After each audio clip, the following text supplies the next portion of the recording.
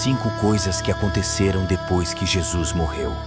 Primeira, houve um terremoto.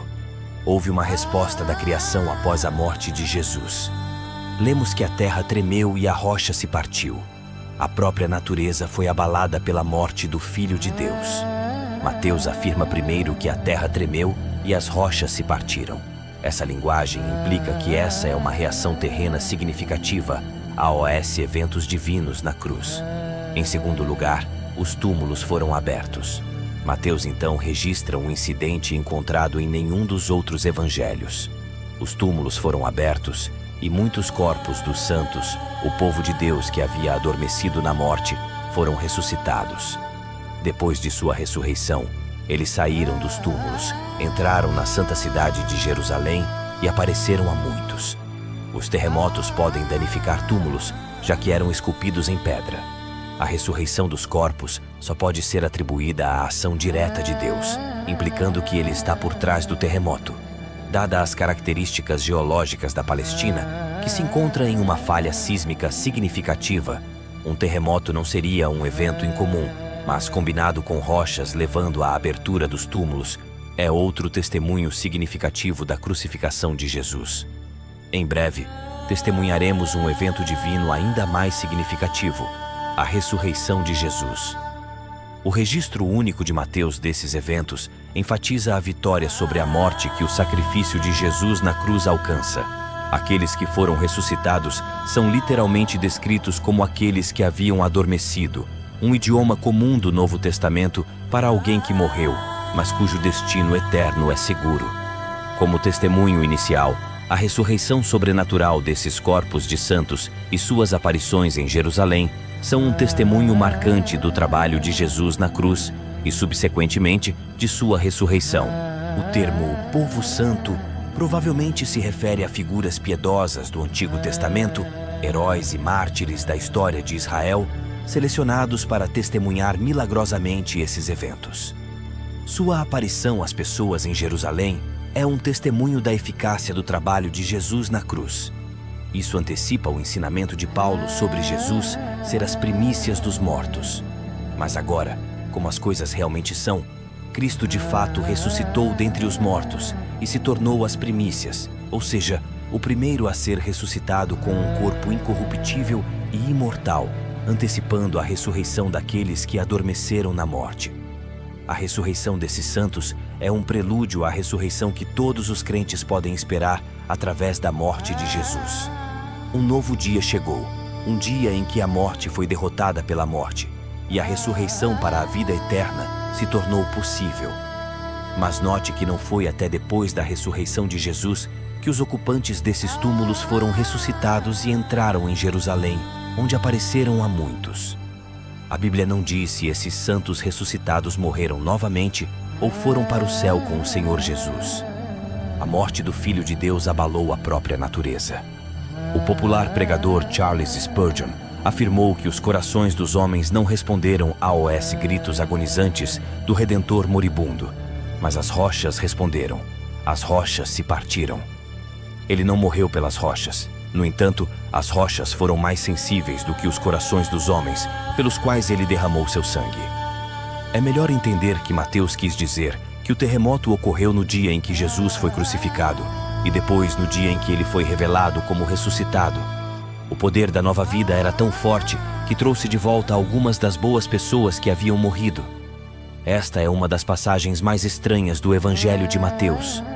Mateus não nos fornece muitas informações e não aprendemos sobre esse evento de nenhuma outra fonte. Terceiro, o véu do templo se rasgou em 2. Jesus então gritou novamente com voz alta e agonizante e voluntariamente entregou seu espírito, soberanamente despedindo-se e liberando seu espírito de seu corpo em submissão ao plano de seu Pai. E imediatamente o véu do Santo dos Santos no templo foi rasgado em 2 de cima para baixo. A terra tremeu e as rochas se partiram. A cortina que cobria o templo foi rasgada em 2 lugares. A cortina era a única coisa no templo que diferenciava a área sagrada da parte mais sagrada do templo. Era uma ilustração muito clara da separação entre Deus e o homem. Atos 6 e 7 nos diz que nos dias da igreja primitiva, muitos dos sacerdotes eram obedientes à fé. Talvez este véu rasgado tenha demonstrado a eles a grandeza do trabalho de Jesus. É também provavelmente como o véu rasgado se tornou de conhecimento comum. Hebreus 9:1-9 nos diz que no templo um véu separava o Santo dos Santos, o lugar terreno da presença de Deus, do resto do templo, onde os homens habitavam. De fato, a primeira aliança tinha regulamentações para o culto divino e para o santuário terreno. Uma tenda sagrada foi montada. A seção externa, ou primeira, na qual estavam o candelabro e a mesa com seu pão consagrado. Isso é chamado de Santo Lugar. Atrás do segundo véu estava outra tenda, a seção interna, ou segunda, conhecida como Santo dos Santos. O livro do Êxodo ensina que este véu grosso era feito de material azul, roxo, escarlate e linho torcido. Agora, Cristo é nosso sumo sacerdote superior e, como crentes em sua obra consumada, participamos de seu sacerdócio superior. Agora podemos entrar no Santo dos Santos por meio dele. Hebreus 10:19 e 20 nos diz que temos confiança para entrar no lugar mais sagrado pelo sangue de Jesus, por um caminho novo e vivo aberto para nós através do véu, que é o seu corpo. Ao olharmos para esta cena, vemos uma imagem da carne de Jesus sendo rasgada por nós, assim como ele rasgou o véu por nós. O livro de Hebreus fornece uma explicação gloriosamente detalhada do significado profundo associado ao rasgar do véu. O véu que sempre pendia no templo servia como um lembrete constante de que o pecado torna os humanos indignos de estar na presença de Deus. O fato de a oferta pelo pecado ser apresentada uma vez por ano, além da miríade de outros sacrifícios que eram apresentados diariamente, era uma ilustração flagrante da realidade de que o pecado realmente não podia ser expiado ou erradicado por meros sacrifícios de animais. Por causa do que Jesus Cristo fez na cruz, as barreiras que costumavam separar Deus e as pessoas foram destruídas, e agora podemos nos aproximar de Deus com confiança e ousadia.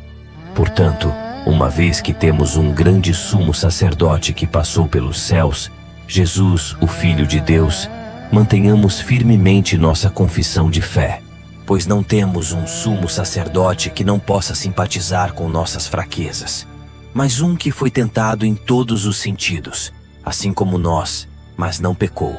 Portanto, aproximemo-nos do trono da graça com confiança, para que possamos receber misericórdia e encontrar graça para nos ajudar em nosso tempo de necessidade. O corpo de Jesus foi rasgado, e assim foi o véu, cada um significando que agora podemos nos aproximar de Deus com ousadia. Temos um sumo sacerdote presidindo os tribunais celestiais para garantir que o crente tenha pleno acesso. No momento em que Cristo morreu, a pesada cortina tecida que separava as duas salas principais do templo foi rasgada por uma mão invisível de cima para baixo.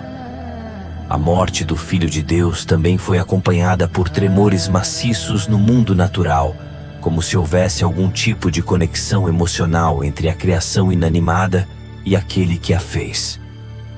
Quarta, houve trevas sobre toda a terra. Agora, a partir da 6ª hora, meio-dia, houve trevas sobre toda a terra até a 9ª hora. Havia uma espessa escuridão sobre toda a terra. Agora, a Escritura foi cumprida. Amós 8:8-9. E acontecerá naquele dia, diz o Senhor Deus, que farei o sol se pôr ao meio-dia e escurecer a terra em plena luz do dia. Muitas vezes, Cristo foi solicitado a dar um sinal do céu, e agora eles tinham um, mas tal que significava a cegueira de seus olhos. Neste ponto da tarde seria meio-dia, e as trevas continuariam até a 9ª hora, que seria 3 horas. Esta escuridão sobrenatural apareceu quando o sol estava no seu auge, porque a lua estava cheia. não poderia ter sido criado por um eclipse, pois não pode se interpor entre a terra e o sol quando está cheio. A rápida intervenção de Deus não apenas trouxe essa escuridão, mas o conhecimento astronômico era rudimentar na época. Von também menciona um terremoto, o que alinha sua história de perto com o registro sagrado. A criatura não poderia sujar o erro diante de seu Criador. Portanto, o sol retirou seus raios para não testemunhar os atos dos ímpios. A escuridão ocorrendo em um momento tão crítico pode significar várias coisas. Primeiro, as trevas estavam associadas na antiguidade ao luto. As trevas também estavam associadas à morte de grandes homens, tanto gentios quanto judeus.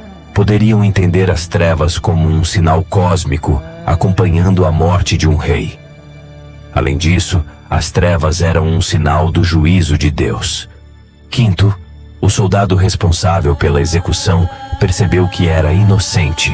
Este é o centurião romano que liderou a equipe de execução, e seu reconhecimento da inocência de Jesus é significativo. Os centuriões eram oficiais subalternos em uma legião romana que comandavam cerca de 80 a 100 soldados, dependendo do tipo de legião. Esse centurião era provavelmente o comandante de uma centúria de execução especial e estava supervisionando as crucificações naquele dia. Não há uma declaração clara de arrependimento ou fé salvífica aqui, mas sua observação mostra uma resposta ao que ele testemunhou. Ele temeu que isso significasse que Jesus era o Filho de Deus. Quando a escuridão veio sobre a terra na hora do meio-dia, no auge do sol, deve ter sido uma coisa assustadora. Os judeus chamavam isso de hora da oração da tarde. A primeira coisa que você observaria ao encontrar uma escuridão tão completa em tal hora seria o medo. Isso não era um eclipse solar porque durou 3 horas. Eclipses não duram tanto tempo. Isso também não poderia ter sido um fenômeno natural comum. A escuridão era tão densa que os eventos que ocorreram no escuro devem ter sido como uma premonição do dia do juízo. Pode ter sido que isso levasse o centurião a refletir sobre a verdade de Jesus. É uma ironia da história que os únicos que reconheceram quem Jesus realmente era e o que sua morte significava foram seus assassinos e não seus seguidores.